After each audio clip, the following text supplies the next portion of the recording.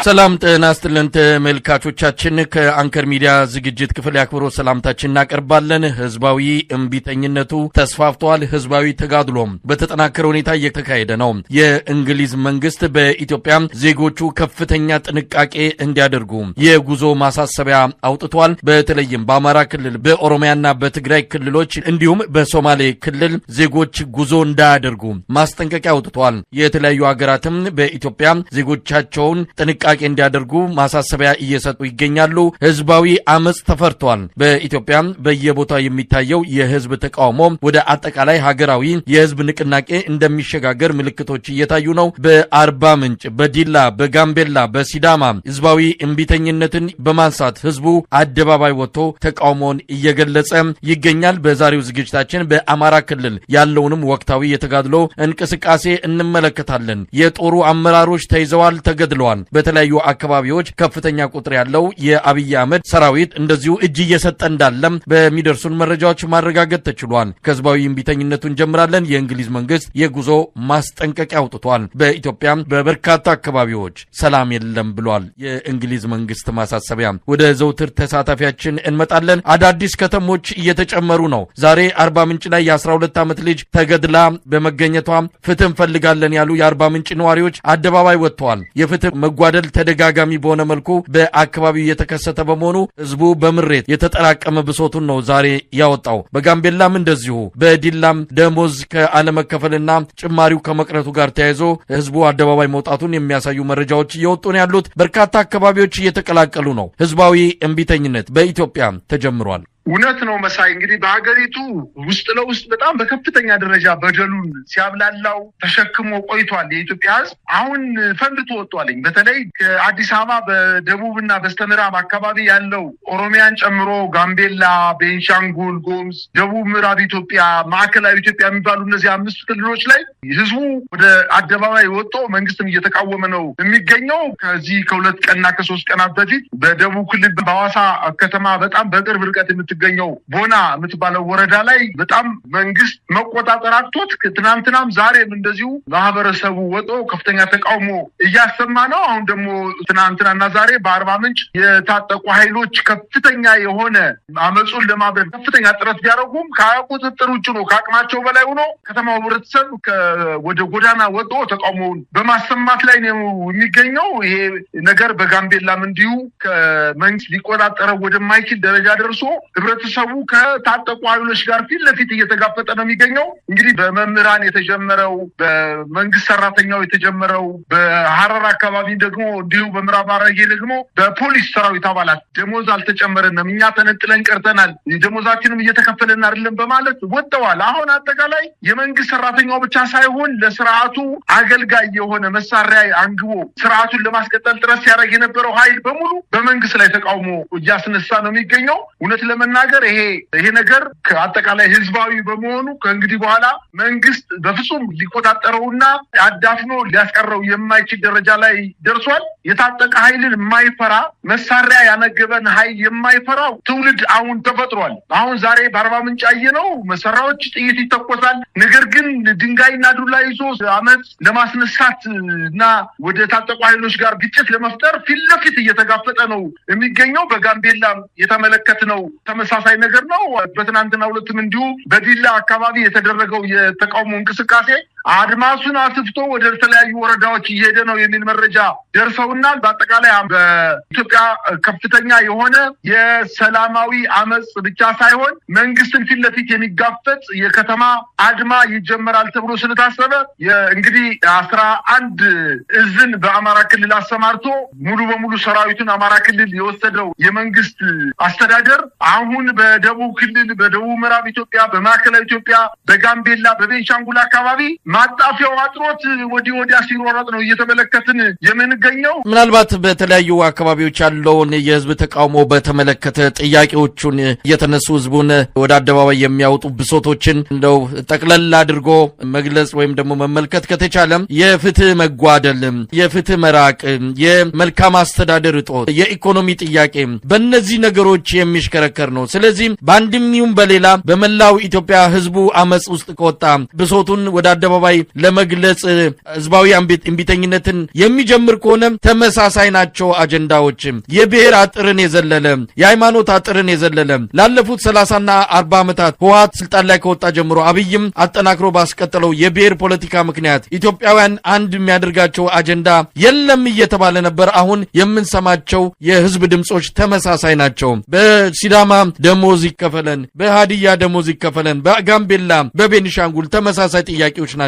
አርባ ምንጭ የተነሳውም ሆነ በሃዲያ ከመልካም አስተዳደር እጦት ከፍትህ መጓደል ጋር የመጡትም ጥያቄዎች ተመሳሳይ ናቸው። ስለዚህ በአንድም ይሁን በሌላ በመላው ኢትዮጵያ መሰል ጥያቄዎች እየተነሱ ህዝብ ወደ አደባባይ የሚወጡ ከሆነ የሚቆጣጠረው ሊሆን አይችልም። ምናልባት ምን አይነት ነገር ልናይ እንችላለን? እየተስፋፋ ነው። እንደ ወረርሽኝ በየከተማው ህዝቡ ስሜቱን ብሶቱን ለመግለጽ እየወጣ ነው። ከዚህ አንጻር ነገ ከነገ ወዲያ በርካታ ከተሞች ይቀላቀላሉ ተብሎ ነው የሚጠበቀው። መሳይ አሁን የኢኮኖሚ የመልካም አስተዳደር የህግ የበላይነት ጥያቄ አይደለም ህብረተሰቡ በጣም እያሳሰበው የመጣ የመኖር ያለመኖር ጥያቄ ላይ ደረሰ እኮ። በቃ እነዚህን ጥያቄዎችን አሁን የጠቀስኩልን 3 ጥያቄዎች መንግስት ሙሉ በሙሉ እኮ ደፍጥጧቸዋል። ኢትዮጵያ ውስጥ የኢኮኖሚ እድገት የለም። በጣም አድሏዊነት የበዛበት ነው። በፍትህ ስርዓቱን ብንሄድ ፍርደ ገምድል በወንበር ላይ ተቀምጠው ፍርደ ገምድል የሆነ ውሳኔ የሚወስኑ ዳኞች ሙሉ በሙሉ ነው ማለት በሚያስችል ደረጃ ደርሷል። ሌላውም የመማር ሕክምና የማግኘት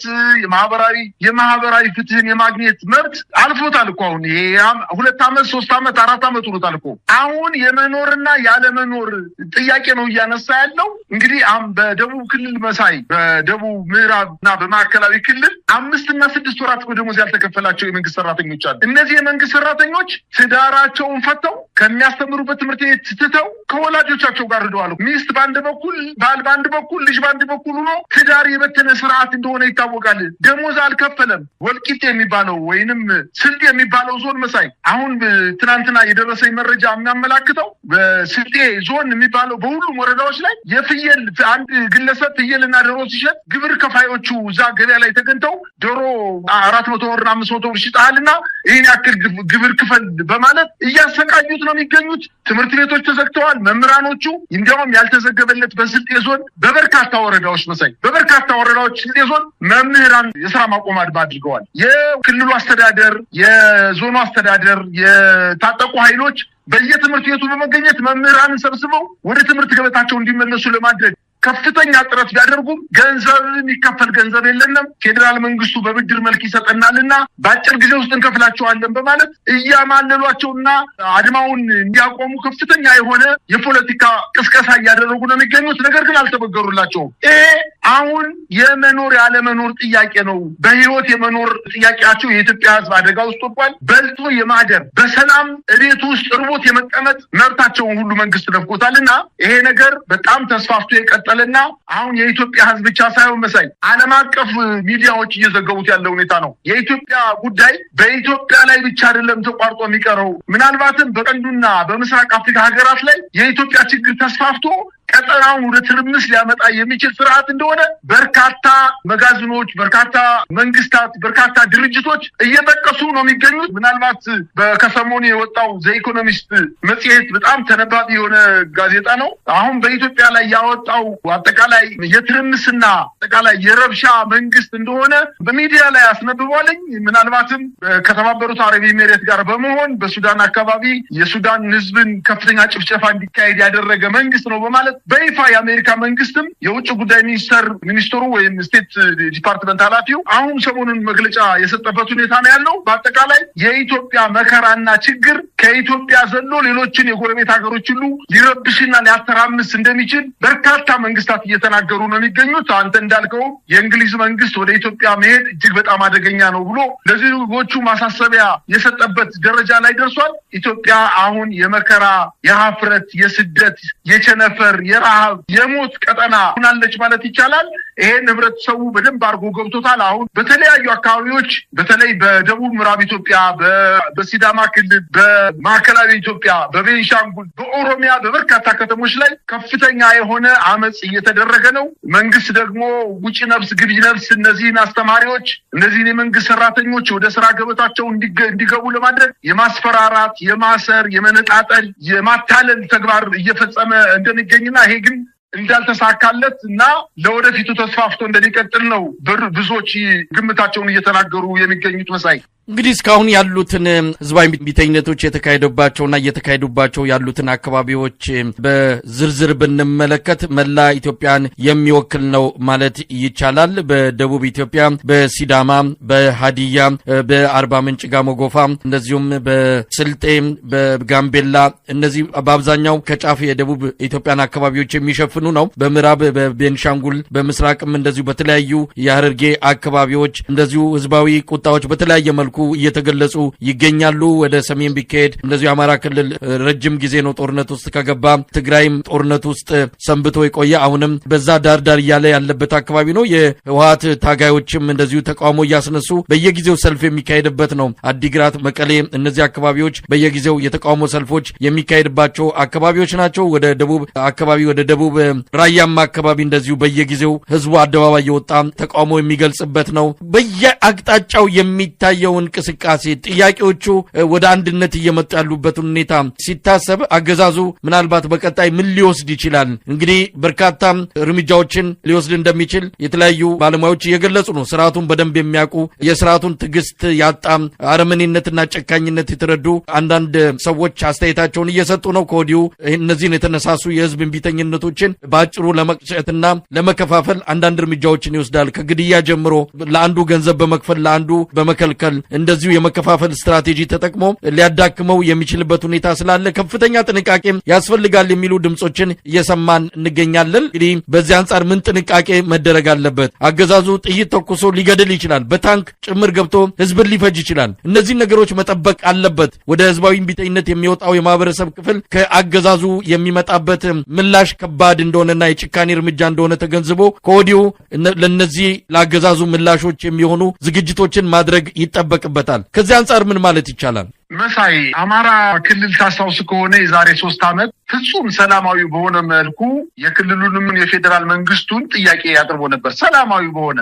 ገበሬዎች ጅራፋቸውን ይዘው በሰላም እንኑርበት፣ ነግደን እንብላበት፣ መንገዶች ላይ የመከላከያ ሰራዊት አባላት አይግደለን፣ ወደ አዲስ አበባ በሰላም ወጠን እንግባበት፣ መንግስት በሰራው ከዚህ በፊት የነበረው መንግስት በሰራው ሆስፒታሎች አዲስ አበባ መጠን ጥቁር አንበሳ፣ ጳውሎስ ሪፈር ተብለን ሕክምና ወስደን እንመለስ፣ አትመልሱን፣ በአማራነታችን አታሰቃዩን፣ ማዳበሪያ በአግባቡ ከፍለን እንውሰድ፣ ያመረትነውን ምርት ወደ አዲስ አበባ ጭነን እናስገባ የሚል ጥያቄ ስላቀረበ የክልሉ መስተዳደር ብቻ ሳይሆን የፌዴራል መንግስቱም የጅራፍ ፖለቲካ ብሎ በገበሬዎች ላይ ነው የቀለደባቸው። ምንድነው የሆነው? ገበሬው ግልብጥ ጥሎ ወጣ።